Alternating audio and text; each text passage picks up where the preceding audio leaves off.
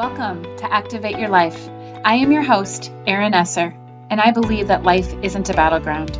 It's a playground of possibility where self-sabotage is transmuted into self-mastery.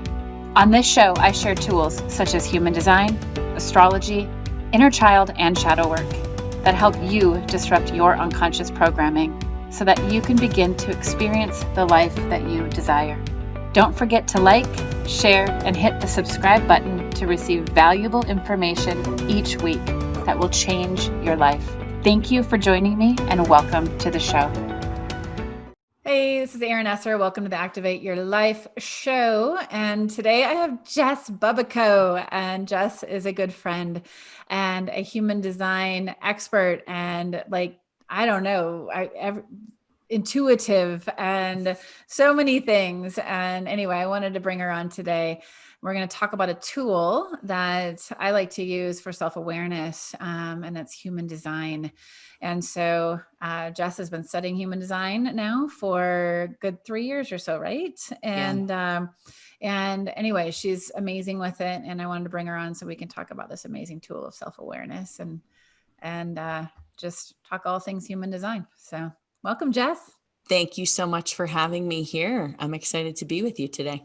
Yeah, absolutely. I'm excited for you to be here too. And so Jess, what is the thing that you love about human design? Like when you found it, what made you go, oh my gosh, I need to know more about this? Yeah, great question. It's so funny when you said expert, I'm like, oh my gosh, I'm totally not an expert. There's so much to learn about this tool and to continue to learn. I'm like, I feel like I've just scratched the surface in 3 years, What's different about it? You actually introduced me to human design. You were the first person to say, hey, do you know what human design is? And I was like, no, but tell me more. I want to know all the things. And it was like, when I heard I was a manifester or initiator as it is in quantum human design, I'm like, that's me. That is so me. And even just down to the way that I create my business and the way that I operate and the way that my energy functions and the way that I feel and the way that I view life. It's like, oh my gosh, I need to know more about this because as a manifester, I've never been someone with sustainable energy. And I live with all manifesting generators and generators growing up. And so there was so much judgment around who I am and how I operate and how I do things. And it's it's been so helpful to understand myself and to decondition myself from burning out. Because I'd burn out every 6 weeks. I'd be, okay, let's run as fast as we can, do all of the things. And I'd burn myself out. And it's so nice to not do that anymore, and just. I love that. Yeah. So it's been amazing. Well, I mean, this is about self-awareness, right? And so what a great tool for you to go, oh my God, I don't have to freaking grind so hard and then collapse for however many days or however long, you did after every 6 weeks. I'm a manifesting generator and I hear you on that. I feel like it's kind of, for me as a manifesting generator, with, a defined ego as well. And I will say this, one of the most frustrating things about human design, I'll just get this out of the way, is when it's not human design. It's when people lump generators and manifesting generators together, that just gets me because I'm not the same as a generator and a generator is not the same as a manifesting generator. And I get the foundation is similar and there's so many differences. And so I can definitely relate to a manifester and I can relate to a generator, but I understand as I've really tuned more into the ego, the heart, not identity, but the will center. Will center. Yes. Yeah. So I was there's one other term that I can't think of. Will. Yeah. And it's I can tell when that's depleted, because I have a defined sacral and a defined ego. And so there's a lot of fucking power there, with both of those defined. But I can tell though, the difference of that ego center is incredibly powerful and it can go non-fucking stop. But when it stops, it's done. And I can tell when I keep pushing it, that's when I get sick, and I even have a defined spleen, but like, that's when I get completely run down, and like you, like feeling like that crash, kind of that crash and burn, even with a defined sacral. Cause I feel like a defined sacral is like, yeah, you can go, but it's not this super, almost like get up and go kind of energy. Like the sacral, defined sacral for me, it's more of a sustainable, like, okay, you can keep moving, but not at this force, that the ego Yeah. also has with it. So I can tell the differing. Does that make sense at all? The difference in those two? 100%. Yeah. I'll tell people who are generators or manifesting generators who have a sacral or sacral, I'm like, it's not, I don't have one, but the way I understand it, and it's again, I have a defined will center, so I can push, but to some degree, but it's like I call it like a hum or a buzz. Like I had a friend Yeah. who's a manifesting generator. We went up to a cabin together with some other friends, and she laid down on her boyfriend's shoulder and she like put her feet on me, and I could feel her engine. And I was like, I couldn't stop moving my hands and my feet. And I'm like, Oh, wow. I feel, and like same with generators. I had a partner who was a generator, and at night I'd be like, if he was laying down and I was laying down and he like had his arms around me, I couldn't take it, because it's like I can feel that sacral energy being discharged, but Yeah. it's not like I want to get up and go run 4 miles. It's like it's just this general kind of hum that I find happens, a hum of energy. Yeah. Yeah, absolutely. And yeah, and so there's just this differing. And so with that defined ego, it's like, yeah, it's like you have to pay attention to it. And like you're saying, because it will run out. And, it's like, it's so powerful, but when it's done, it's done. And it's so important to take a break and to pay attention to that. And because I can go, and I don't know if you're similar to this. There's times where I'm like, I keep going, and I'm like, and then at the end of the day, I'm like, I don't feel like I did that much. And then like I have people around me, they're like, what are you talking about? Like, I don't know Yeah. how you do everything that you do. And I'm like, I don't feel like it's that much. Like, I feel like, I think it's the ego. I think it's that ego center, that defined will. Because they say with people who have the defined will or the defined ego center, it's like you need rest, but like don't lay down and read a self help book, or like don't lay down and read a human design book. Like you need genuine unplug, go into nature, go play mini Mhm. golf, like do something that is going to take your mind out of work mode. And like, that kind of, I don't want to say it's push energy, but I think to some degree it is.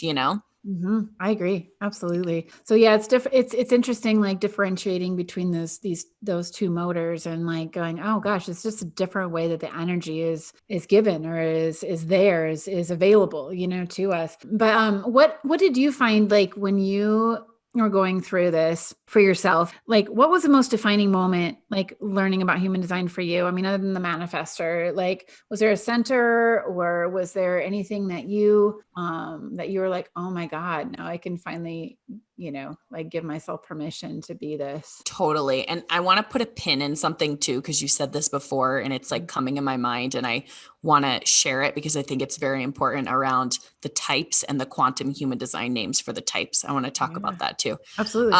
Emotional authority, because I was at a point in my life, there's two things. Number one is emotional authority. So Mhm. understanding that I need to sleep on things, because I was making decisions and saying, oh my God, yeah. And then I'd be like, oh my God, no. And Yeah. just swinging and like, I hear you. not good. It's like Yep. Yep. I would have to like back myself out of things that I would do. And I still do it. I still do it, but not to the degree that I used to do it. Like when everything, I had some stuff go on here last week at the apartment I was telling Erin about before we started recording. And I was like, I'm out. I'll see you later. And I'm like subletting my place. And I'm like, Jess, you are in your emotional wave. Take a step back, give yourself a few days to process this, and then the next day I'm like, but I could stay.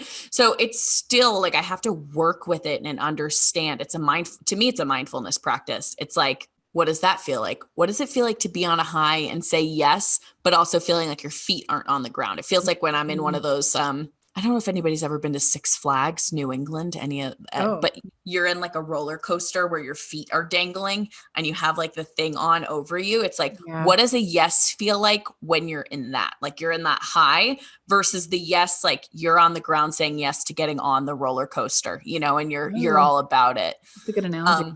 Yeah, but I wanted to bring up something that you mentioned about generators and manifesting generators not being the same. Yeah.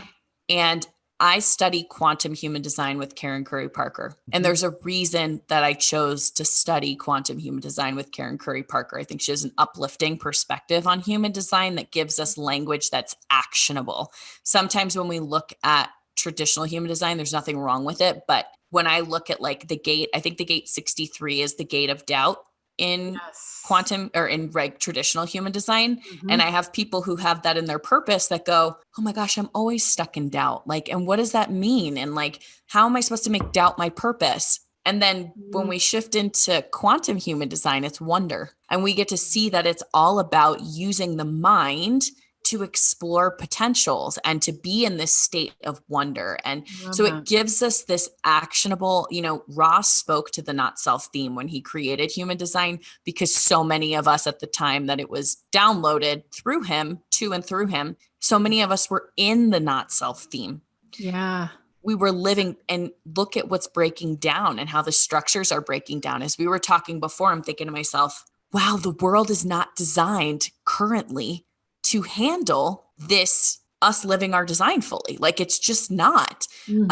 I think it's getting there, but it's currently we're breaking it down. But the Powerful. reason I love quantum human design is because we've taken the word manifesting out and we've taken the word generator out. So instead of these 5 archetypes having even words that make them similar, Yeah. or having languaging where people go, well, I'm not a manifester or a manifesting generator, so I probably can't manifest. Yes. Yeah, like we've taken the language and gone, a manifester is no longer a manifester. A manifester is an initiator because Yeah. they're here to throw the ball. A manifesting generator is a time bender. Why? Because they're going to skip a whole bunch of steps and figure out what they need to go back and do. And they're here to teach us how to do things more efficiently and more effectively and like get shit done, and like Agree. Yeah. fast track a lot of our processes. When we look at the generator, they are the alchemist. Why? Because they are going to build something and they are going to alchemize what we have and they are going to turn it into something sustainable and something that we can all, a foundation we can all work off of. A projector, like what is a projector, right? It's like they're now the orchestrators. Why? Because they're going to take everybody, they're going to bring us together and they're going to orchestrate something bigger. And Yeah. then when we look at the reflector, which I think sometimes reflectors, they're like, you're just here to reflect to people who they are, which is true. And they've now become a calibrator, because why are they reflecting to us who we are? They're reflecting it to us so that we can recalibrate ourselves to our highest potential. So I like the new language because I I think love it that. brings in, it's more descriptive of Well, what it is. I love that. And it's like for me too, it's almost like a more of a poetic, like I can really resonate with those. And it's for me too, it's almost like like the gene keys, right? Like I love reading the gene keys even more so than I like the codes, for the gates for human design, even though it's a similar energy, but the way that Richard Rudd speaks on it, it's like, oh, it literally like shifts like my whole lens, my whole perspective on what that is, especially bringing in the shadow to the gift to the city. It's like, oh, okay, now I can really see where I'm at in this spectrum of energy that is here, that is within me, so that I can become more self-aware and be like, okay, I have this in me. How do I want to express this? And rather than getting like stuck in one word, or like you're saying, with like a manifester, and how like some words, and I think it almost speaks to the time that we're in too. Like we're literally having to shift. If we keep doing things the way we've done them, it's not going to work anymore. And so how can we shift even just words, right? Like how can we shift this word to go, oh, this is more expansive, so now this is going to allow us to actually enter in a whole new world because of a word shift than we could have even before, Totally. Yeah. It's interesting. And when we shift our words as well, and we shift our understanding of ourselves as well as other people, we start to stop trying to use a wrench to hammer a nail into a wall. Like we stop, even in our relationships with people, trying to shift other people, or like I feel like the lens starts to open up and we go, whoa, everybody here is designed to be different. I have a good friend who as well, who her entire chart, she has 2 channels that are defined, and they are both the Gnostic channel, which is the knowingness channel, which is designed to receive and download new mutative information from Gus, as I call it, God, universe, spirit, Yeah. and now go out, become an expert in it, and Mm, bring forth a new way of doing things. She has an open emotional center, and she doesn't have any of the circuitry, like centering circuitry or anything like that, that's going to allow her, that's going to make it natural for her. It's not going to make it natural for her and her go-to to be like, how are you feeling? yeah. Can I hold space for you? Let me feel into you and feel what you need. You know why? Because she's not going to be able to bring a mutation forth if she's constantly having to sit in people's stuff and feel into it and hold space for them. She's designed by nature to help bring this mutation through. Whereas I have I don't have any logical circuitry at all, but I have the aura, I have the centering circuitry, and I'm here to feel into people and feel where they're out of alignment, call them into higher purpose, make sure the tribe is taken care of, people feel good, as well as having some of this, receive from Gus and create new. But if I'm trying to be logical, which was what I did in my speech therapy career, Yeah. I'm just not going to feel good. Like it doesn't feel right. So I feel that, and with like that friend, it's like, I'm not going to go to her to Mhm. dissect my feelings. Yeah. Yeah. I'm going to share with her, and I'm going to see if she'll hold space for me, because she does, but I'm not going to go to her to dissect what I'm feeling. I'm going to go to somebody who wants to do that and that Yeah. feels natural for, Yeah. Yes. No, I love that. Like that's one of the biggest things about human design that I love is, it's what I hear you saying is now when we start to really see somebody for who they are and how they are designed, the expectations then can start to go away. We can start Yes. living in more harmonious relationships and more fulfilling relationships because now we know like, oh, okay, that's who she is or he is or who they are. And so now I know like there's nothing personal anymore. It's like this is how they were designed, so this is what this is what I can expect from this person, and this is what I know not to. So if I'm going to expect something from somebody that's not built in that way, I'm only hurting myself. I'm hurting the connection because it's not natural. So how I see this is like getting back into our most natural, like God-given like state and honoring that. It's like going to a blueprint of a house. I think about this every time I think of like human design as our blueprint, because the house that I lived in South Dakota, one day we were down in the basement. It was an old home, and we found the original blueprints to the house. Wow. It was just really cool. It was like, oh my gosh, it was like a little treasure, in the house. And, and the original builders and all this stuff and like the actual framework, of the house. And there were sheets upon sheets upon sheets of, the blueprints of this home. And it's like, that's how I look at ourselves. It's like, oh, okay, like, gosh, if we know the blueprint of who we are, we know now how we were built. And I'm not going to expect to go into like a space in myself or somebody else and expect there to be something that's not there. Just like I wouldn't expect to see a framework of a house go into my living room. And just because I want there to be maybe a bay window in there, well, there's not. That's not how it was fucking designed. You know what I mean? Or like, I mean, it's like now I know, like, okay, it just sets the acceptance of ourselves and other people for just who they truly are, and to honor from that space rather than expect something different. So, Totally. yeah. It's interesting. I'll share something with you that I was noticing today that I think is so profound about what you're saying about the blueprint and like conditioning. So we talk on human design so much about conditioning. Yeah. You and I, just because we're friends behind the scenes, have talked a lot about dating and relationships. Mhm. And an area that for me, like dating, I'd be like, I'm good on my own. Like I'm a single definition initiator manifester. Like I'm good. I don't need to be in a relationship. And what I find is that when I actually allow myself to go back into the dating world and the dating arena, which I haven't like over the past probably year and a half, I haven't done a lot of, especially just given COVID and everything that's going on here. Yeah. There's so much conditioning. There's this flip that happens into don't share that, try to be that, try to be this, that I don't know is there unless I go into the arena, right? I Yeah. don't know it's there because it's like, if I'm not going to the pizza shop, I don't need to bring my lactose intolerant Lactaid with me, right? I don't even need Right. to know if it's in the house. It's something I'm not using, but it's the same thing with dating. And for me, it was like, I had to flip into this space for myself of, oh my God, I don't even want to go into that arena because then I have to deal with all the conditioning that's there. Yeah. I'm just going to avoid it at this point.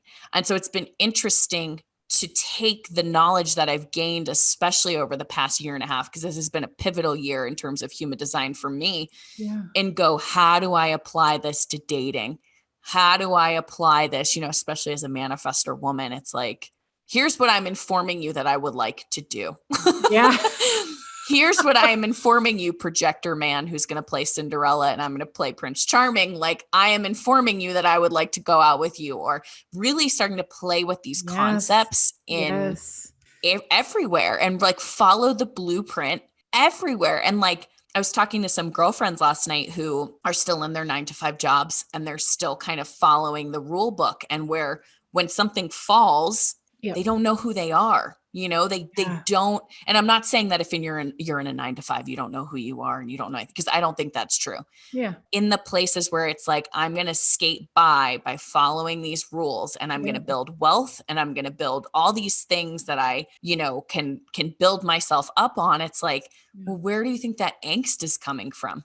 Yeah. Where do you think that anxiety or that depression or that fear is coming from? Yeah. It's all that stuff that's underneath the surface that doesn't feel good, but you're doing it because the reward and the reinforcement, of financial gain or success in society, or Mhm. getting the thing you're supposed to get. It's like, there's nothing wrong with it and there's no judgment, but it's like, what happens when we unpack, what happens when we lose our job and we lose our partner, and we, that traditional, like, what is it, midlife crisis at Yeah. 40, where shit starts to fall apart. It's like, what Mhm. is under there? We need to know what's under there. And guess how we start to do that? We start to look inward. We start to use like tools, astrology, all Yep. these different things that are going to open our eyes to, oh, that's why I haven't felt satisfied. And oh, that conditioning, my dad's not going to love me if I choose to follow this path. And, Yeah.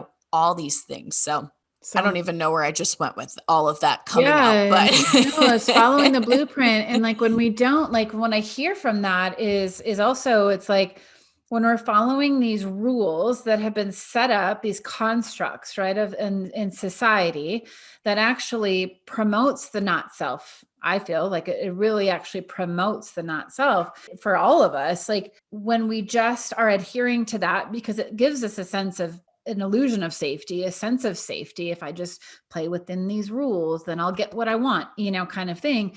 And like what I hear you saying is like life doesn't work like that. Like it just doesn't, especially now. I mean, this is beginning of 2021 currently. So, I mean, we've all gotten the vision, the 2020 vision of 2020, right? Like of shit's not working the way it used to work. And we've got to shift and to know who we are by using these tools, right? Like you're saying, astrology, human design, like, what we're talking about today is essential if we really truly want to be grounded and be that calm in the storm.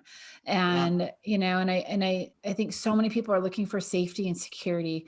And so it's like grasping onto something. And right now, at least this is the experience I've had and just watching people, and it's painful to watch. It's like grabbing on and trying to hold on to something that they hope is steady or hope is like real, right? yep, Want something real, but there's nothing to hold on to anymore. yep, I mean, there's nothing there. And so I feel like when we don't know who we are and we haven't understood that, like to come back to ourselves, it's like life just shows us these things until we come back to ourselves. And you mentioned midlife crisis, and Uranus has a lot to play in that. And it's funny because you're saying Uranus, you're on the Uranus line or whatever right now too. And it's like it shakes shit up because Uranus is the great liberator as well too, right? And so like, I mean, and even I don't know if it's interesting. I don't know if quantum design like does this with planets. Is that mm-hmm. the chart? Like, okay, so The only thing that changed is the language, really, and okay. just the languaging. Yeah. Okay, cool.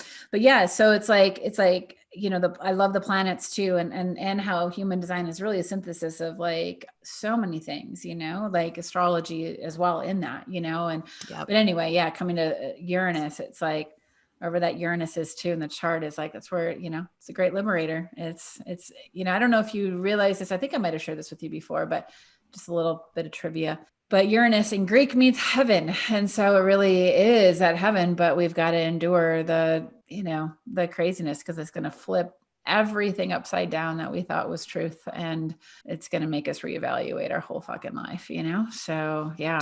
Totally. And you know what I think is cool? Like if anybody is listening to this and being like, oh shit, like, oh man, what I've found is that in the places, it's no surprise to me. I picked my Uranus line for my Saturn return either, where I was like, wanted to come in, and now I'm here again this year. Yes. Well, it's all karma and dharma because Saturn, oh my God, that's so crazy. Anyway, another conversation. Yeah. What I find is interesting about this whole thing is that if you're in that place where you're going, oh shit, it's like the heaven we're being invited back into is ourselves. Yeah. And it's like, I know this arm because it's attached to my body and it's been here the whole time. And if it had been covered up, right, like I had a dress on with my arm tucked into the sleeve and I thought I only had my right arm or something like that, yeah. I might be like, oh my, once it's presented to me, oh my God, what is this thing? What am I going to do with it? Oh, how do I move it? Even my brain might not be able to move the arm as well because it's been constricted or confined for so long. But once I start to make those connections, right? We have neuroplasticity. Mm-hmm. I'm going to suddenly be like, whoa, I actually feel more in balance having two arms. Whoa, look at the things I can do now that I couldn't do because I thought I only had one arm, or, silly, kind of a silly analogy. But at the same time, if your life is getting shaken up and you're discovering things about yourself and you're discovering things about, you're losing things that you thought that you knew about yourself, like the invitation again is just to come into and again, in the moment, we can't always do this, but like what's going to be gained that maybe I haven't allowed myself to experience, what beauty is coming of this? Because like you said, even Uranus, it's like, it's the great liberator. It shakes us from the things that no longer serve us. So anyways, I think that, I think as the structures continue to fall, it's very important as well. Just, I want to shout this out, especially on the day that we're recording this, that it is very easy to have cognitive distortions, exaggerating things in our minds, catastrophizing things in our minds, having black or white thinking. My friend Lisa Marini is a brain health coach. She's amazing. You could check her out on Instagram, Elle Marini. And I think that's her website, ellmarini.com as well. And she talks all about cognitive distortions, but it's like black and white thinking. Oh, it's the end of the world. We're either in a state of safety because everything is staying together and looks the way it did before and the ribbon is tied around it, or it's hell because catastrophe, chaos is breaking loose, going down the rabbit hole, these kinds of things. And this is where I think regardless of your design, it's like developing a mindfulness practice and different things that you can do. I love that. Yeah. So that you can navigate these times when things are blowing up, because I don't know about the Bible, but I know that like many different religions and cultures have prophesized this time coming where it's going to feel more like heaven on earth, but it's going to feel like it's going to feel chaotic before that. There's always chaos before there's structure and order. So, do what you need to do, resource yourself so that you are able to really be with what's happening within yourself on a microcosm level, and with the world on a macrocosm level. I love that. I mean, because it really brings it like, like just from the micro to the macro, like you're saying, like how can we use the self-awareness, by using these tools to get more grounded in the self, to be able to be more present with the times that we are living in. I mean, because really, like it or not, like we're living crazy fucking times. I mean, this is nuts. And, to know who we are, to develop mindfulness practices, like you're saying, to really like one of the things that I use human design and astrology for is to help be a mirror. Like, here's a new mirror to yourself of what you weren't mirrored back this from your parents, maybe from other caregivers, from teachers, from, they did their best, right? But they're human, it was a lot of projection. It was just conditioning, here's your mirror now. Now, where can you give yourself love and acceptance that maybe you weren't able to before? And we can start the reparenting process. Because if we learn how to reparent ourselves, that's when we're not going to be seeking safety, security, and this black or white thinking that is really a trauma response, that it's like now we can heal these places within ourselves and become whole. And when we do that for ourselves, I believe it's our natural inclination that we want to help others then. We can't Yeah, help others if we just are struggling to survive. So these tools are totally. it's not a tool for the sake of a tool. It's literally a tool that it just it has this possibility of this huge effect on how it can really like transform not only just ourselves, but the people that we come into contact with, also. Hey, this is Erin Esser, and I really hope that you are enjoying this show. I wanted to ask you this question. Imagine what your life could be like if you knew your purpose. I work with astrology and human design as tools of activating your life. I'm able to pinpoint specifically where in your life are your challenges and limitations, and then also be able to pinpoint where your dharma is, where your freedom is, where your liberation is, what your purpose is in this lifetime. For more information on my karma to dharma readings that dramatically shift people's lives, head to my website, erinesser.com, or you'll find the link below. Now back to the show.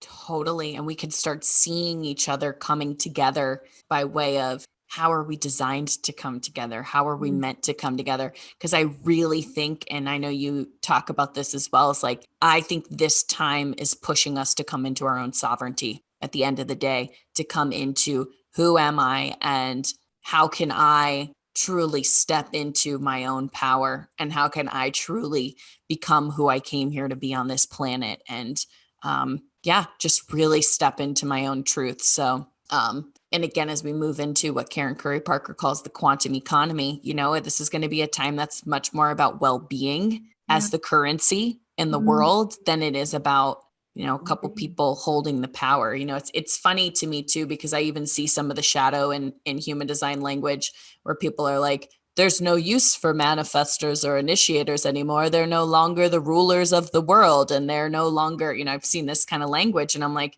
well, that's if we assume that the model stays the same, that we have rulers of the world where there's someone on top, right? Because we're thinking, oh, well, the orchestrator is going to be the one on the top. And it's like, no, we're going to be all working together, because listen, nature's smart. If something's not meant to be here anymore, it's going to wipe it out. When we look at forest fires and people go, oh, forest fires are so bad. Well, nature's clearing itself. It's burning itself down so it can regenerate and regrow. And so I think we have to start looking, even from a human design perspective, at we can't take the structures of the past and start to project them onto what the future is going to look like. We have to start using the tool in a way that empowers us to know how to make decisions and listen to our intuition and use our gifts and know what our gifts and our strengths are and know where we need help and, these kinds of things, because what we're creating and what we're co-creating, we have no idea what it's truly going to look like at the end of the day. And I don't even think it's set.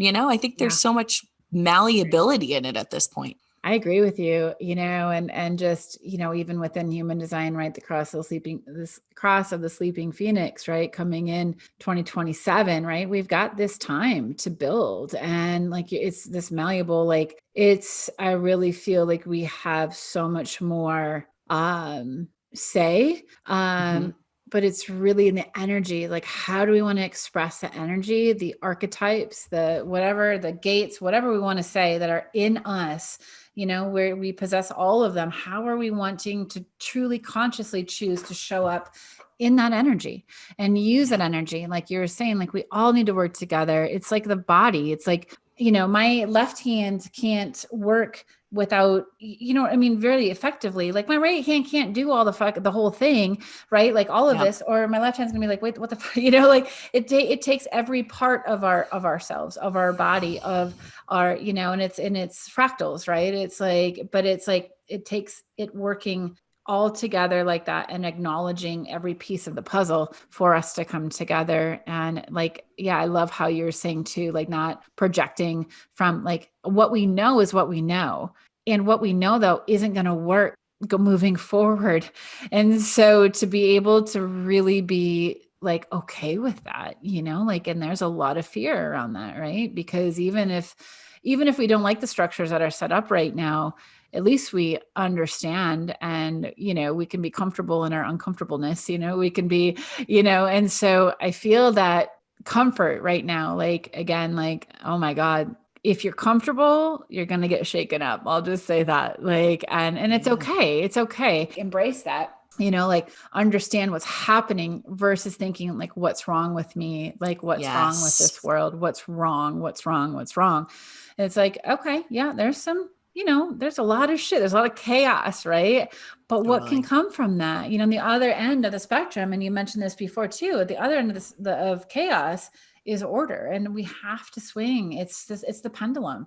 It is the Yeah. pendulum. And so it's trusting the process of the swing too. 100%, which can be very hard, especially if you've Fuck become yeah. accustomed to like, this is how it works. It's interesting when you said, I love talking with you because I feel like I always have like stuff come through when I talk to you. But it's interesting because when you said that, when I think about this idea, and for those who are listening who don't know about human design all that much, we're moving from a time period where everyone was under this incarnation cross as a nation and a world called the right angle cross of planning. And if you look at our structures, if you're like, I don't know about human design, like, I'm Yeah. not sure, like, it's all about planning and structure. And Yeah. it's all about, it's tribal. So it's about creating structure and creating plan that is going to help the community and the tribe. And what we're moving into is the right angle cross of the sleeping phoenix. And when you said that, there was a couple of things that came to mind. Well, what is a phoenix? Mm. It rises from the ashes. What creates ashes? Burning shit down. And I don't mean that from like a literal perspective, though we are seeing that happening. And I think it's no surprise people are translating some of this into physical matter. Really? Yeah. Right? Mm-hmm. But what rises is the sleeping phoenix. Well, what is sleeping? Sleeping is unconscious. So it's like this unconscious thing is going to rise out from underneath the ashes, right? And I believe that's on the microcosm and the macrocosm. Our shit is going to get burned down so that more can, so this force that we didn't even know existed within us, this resiliency, this vitality, this deeply unique and connected self is going to rise out of the ashes for everyone in whatever way, as long as we allow the structures within ourselves to fall that have, maybe kept us. Otherwise, we're just going to be fighting to keep the house up, right? So it's like, I think it's a choice as well. But if you can think to yourself as things maybe start changing in your life, or things that were working don't work anymore, or the relationship or the job that you had that you thought you were happy in doesn't feel good anymore, can you remember that there is that resiliency within you? There is that sleeping phoenix within you, and that this is an opportunity to not fall victim to the changes that are happening, not to fear. And I don't want to say like the cataclysmic changes, because I think that sounds doomsday, but whatever the changes are for you, it just might be waking up one day and going, man, I'm really not all that happy in this life, and what do I do about it? Yeah. Instead of going back to sleep, right? We have to let the phoenix rise. And what's going to allow that phoenix to wake up? Yeah. I love that. And, and I think that I know for myself, we all have places within our lives that we need to wake up. It's not just like, because I know most people who are probably listening to this are probably like, well, I'm already awake, and for me anyway, it's levels. It's like, there's nuances to that. Like, okay, maybe in one area, yeah, I'm pretty like aware, but we only know what we know, and we don't Uh-huh. know what we don't fucking know. And so Mm-hmm. it's like, I wonder, like, one of the things that I say too in the mornings, not every morning, but I try as often as I remember to do this, is as I wake up and I'm like, show me what I'm not seeing. Show I me what like I that. don't know. Like, so that I can stay in this space of vulnerability rather than going, oh, I'm already awake. Oh, I'm already do this. Oh, I Yep. already do this, and so I can stay in this space of like, okay, life, show me what I don't know. Like, I want to Mm-hmm. know, because I only know what I know until I realize I don't know. And I wonder what else could be there for me. I Yep. wonder what else I could world could open up if I just shifted my lens just a little bit, Yeah. and then a whole new world would open up, from that. Who knows what else is possible, and that when we step into our life in that way, rather than being like, I got it figured out. It's like, I know it all. I I know it never all. do that at all. I Like don't either. I mean, I feel bad for the people who do, because no, I'm kidding. totally. Yeah. I All just, those people. I'm like, yeah, I still wake up and I'm like, what the heck am I doing? Yeah, like show me. And sometimes when the dominoes fall for me too, I'm like, what's going on? You know? totally.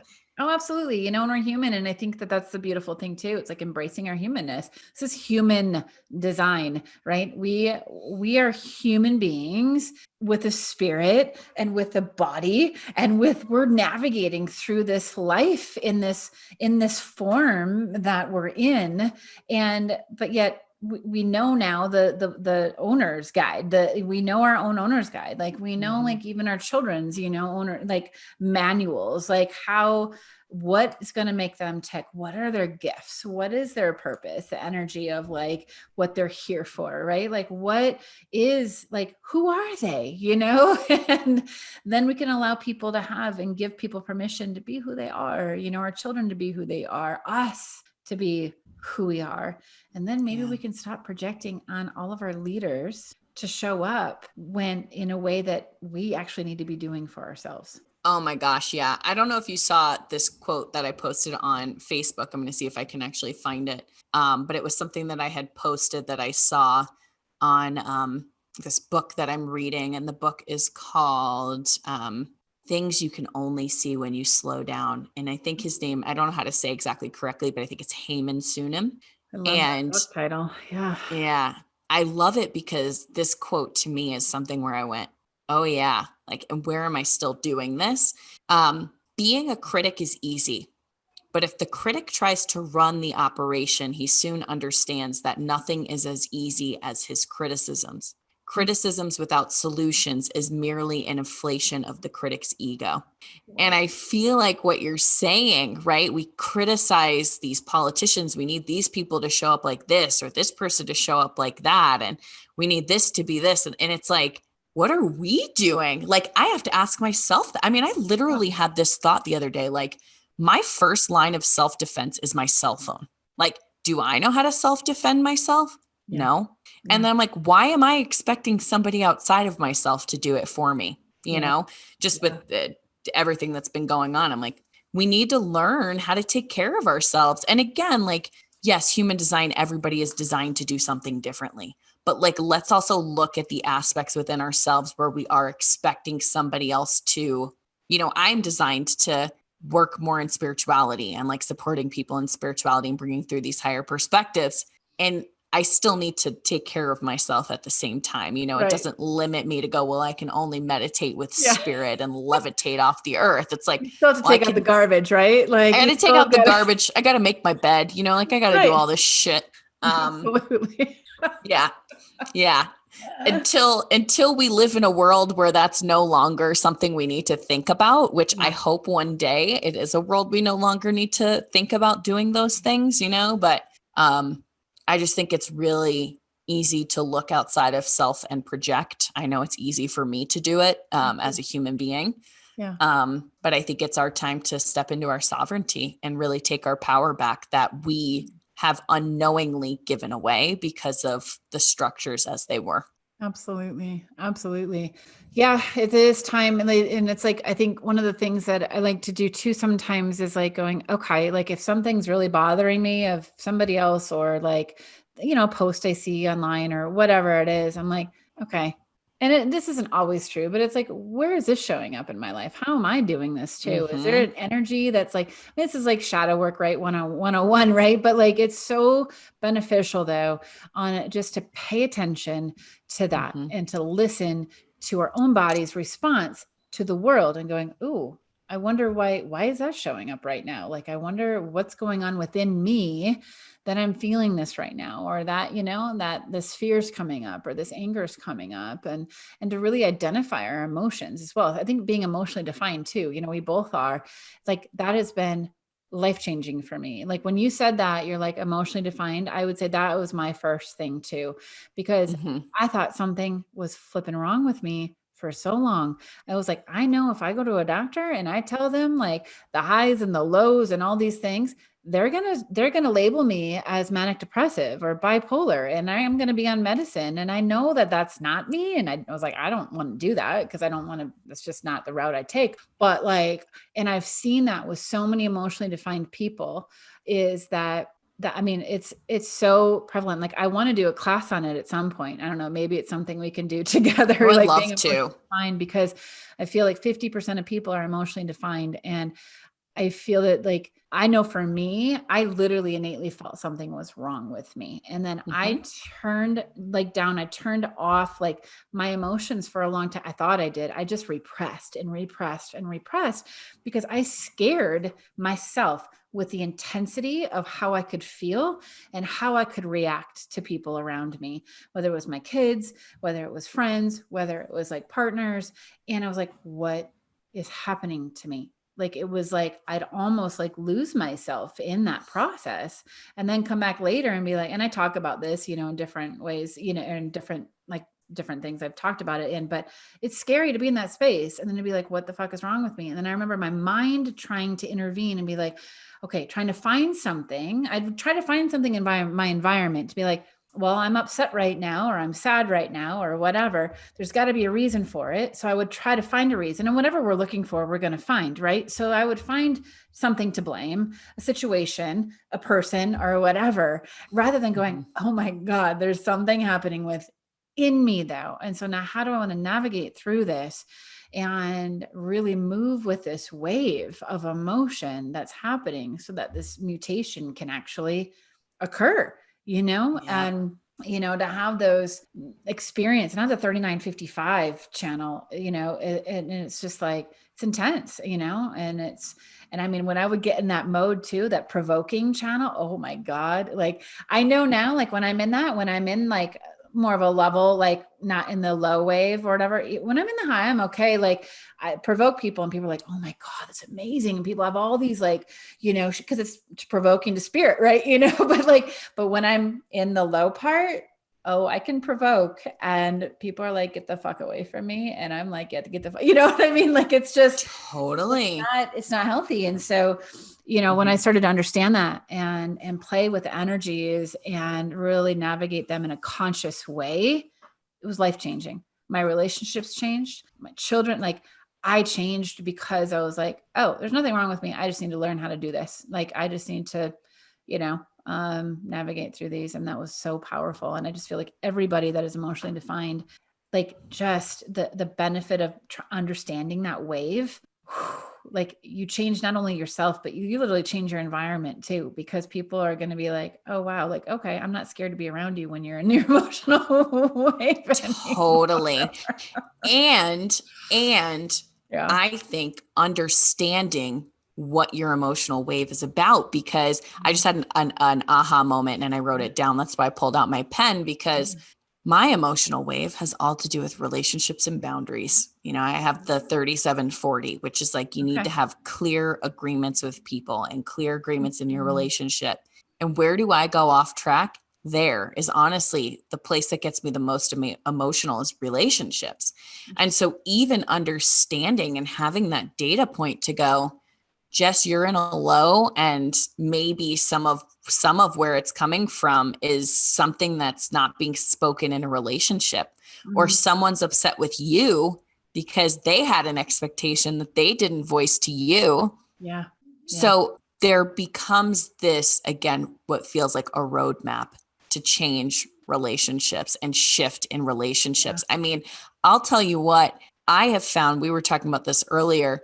I have found when my relationship with my parents, I had so much friction in my relationship with them because I wanted them to get me. I wanted them to understand me. I wanted them to see me. And I wanted them to get this work. I wanted them to be transformed into seeing and understanding spirituality. And to some degree, my mom does now, but this has been years. And Yeah. when I first got into personal development, I think my relationship with my family got worse because I was like, Mm. there's a lot of personal development stuff you'll see out there that's like, if they can't accept you for who you are, then just close them out and shut them out. And Yeah. I literally had to take myself to a point to say, what's important to me is Yeah. love. And I love my parents. Like I really do. And the older I get, the more I love them and the more I care about them. And the more that I say to myself, man, I want to have a relationship with them for me personally. Because for years I was like, these people don't get me. No one gets me. And Mm. I had to go back and go, what agreement are we making in this relationship? Am I agreeing for these people to be the people who see me and get my spirituality? No, the agreement I'm making is I want to be able to share love with these people. I Yeah. want to be able to share connection. And I had to go back and look at the boundaries so I could create a healthy relationship. And I it's the love same that. thing with that friend that I was talking about earlier. It's like, I know I can't, it's not that I can't go to her for those things, but what agreement am I making here with this person, Yeah. spoken or unspoken? And is it an agreement that I want to be in? Do I want to be, and I'm not saying I'm thinking with her, do I want to or do I not? But what I'm saying is like any friendship, it's like, so what's the agreement I want to make? And then we stop looking outside of ourselves for the Prince Charming to come or Cinderella who's going to fix everything and we're going to fall madly in love and our whole life is going to feel good. We're going to be on cloud nine. Yeah. So even just understanding where my emotional wave gets triggered Mm. and Yeah. getting really clear on boundaries. Boundaries has been the Love that. hardest thing in Yeah. my life to figure out, but agreements and boundaries and who am I mean, it's tribal. What tribes am I a part of? And Mm. all of that, it's like, oh yeah, that's a good place when my wave gets tipped off as well to go, is there something unspoken that I need that I'm not I love sharing? that. Talk about awareness. I mean, that is such amazing self-awareness right there. It's like because you're taking it in and going, okay, what was like you said, spoken, unspoken that I need to go back to and kind of retrace your steps is what I hear. And that's triggering something that's coming up right now rather than trying to find something to like, you know what I mean? Just that. Yeah, I love that. I love that. That's amazing. I never really thought about it like that. Like as far as because now I'm trying to think like, okay, 3955, what could that be? And like I have the 36 too, from my solar plexus, it's like crisis, you know. Yeah, well, Right. I want to look actually really quickly because if you're open to me sharing, are you open Yeah, to me? Okay. for sure. Let's my computer is running on overdrive today. I don't know what's going on.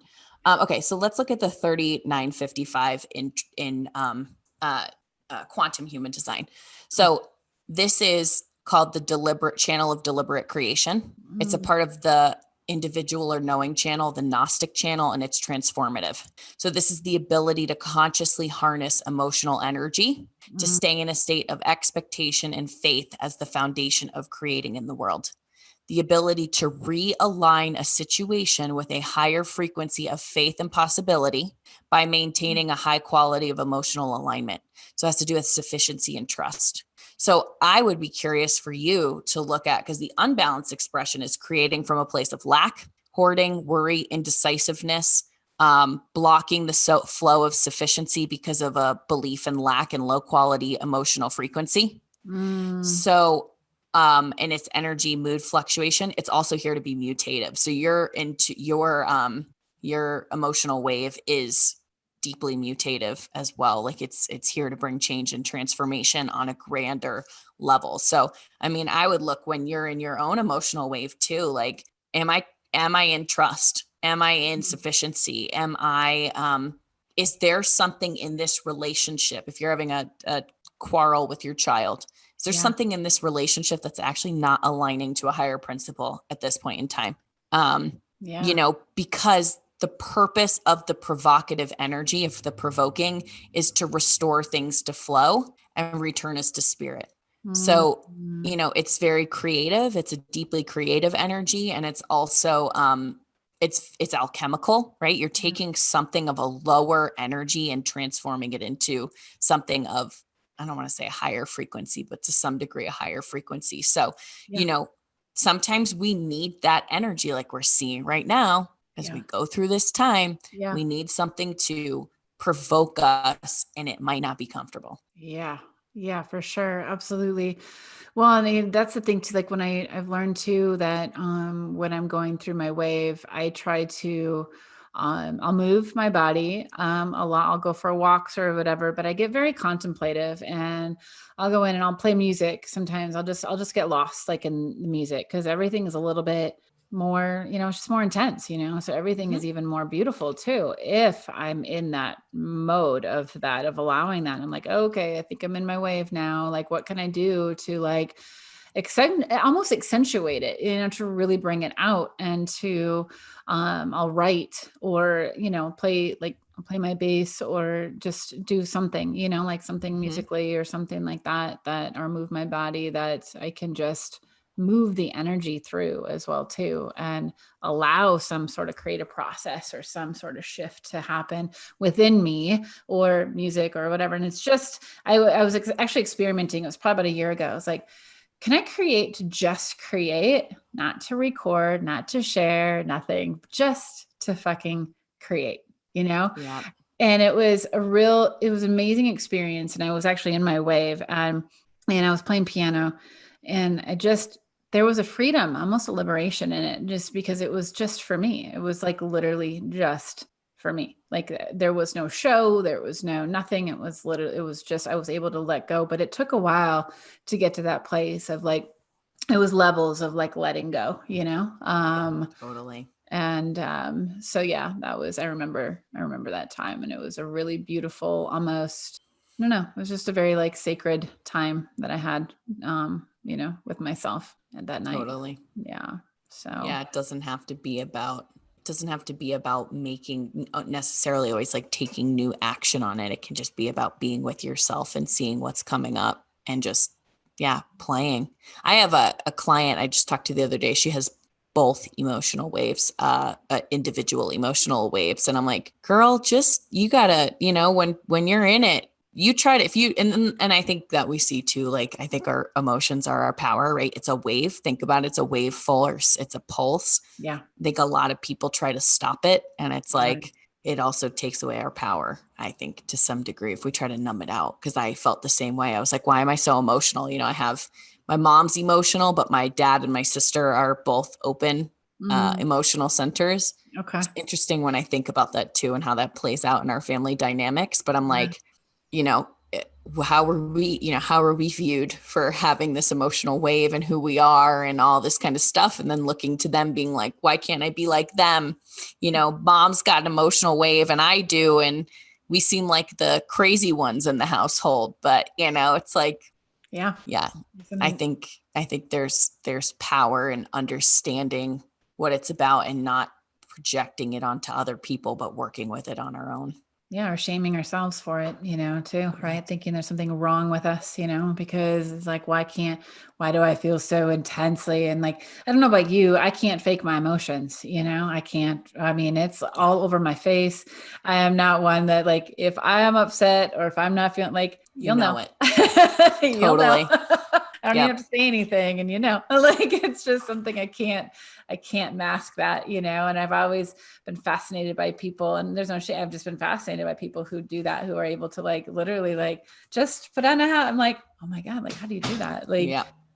I can't do it, So anyway, but Same.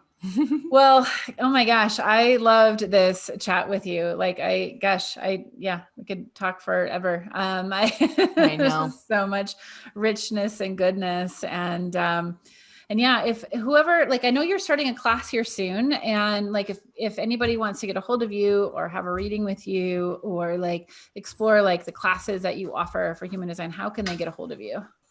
Yeah, you can find me at I would say on Instagram at Jess Bubbico, Bubbico, or you can find me on my website at Jess the Intuitive, which is going to change over to Jess Bubbico. So just a heads up, if you go to jesstheintuitive.com and you can't find me, go to my Instagram and you will be able to find my website through there. So I have classes coming up on intuitive development for practitioners who are working with coaches, things like that, who want to learn how to connect with their intuition in a deeper way. I have classes on human design, things like that. So you can feel free to find me wherever. Jess is amazing. And yeah, I vouch for her and feel completely, yeah, like you're amazing. So I just Thank you. thank you for coming on today. And let's do this again. I would love to do it again. So, Totally. anyways, have a great one. And thanks, guys, for tuning in. And we'll see you next time. Thank you for joining me on today's show. To learn more about Activate Your Life podcast and my YouTube channel, just go to erinesser.com. Download the free gift at erinesser.com/healthy-boundaries. That is all for now. We'll see you next week.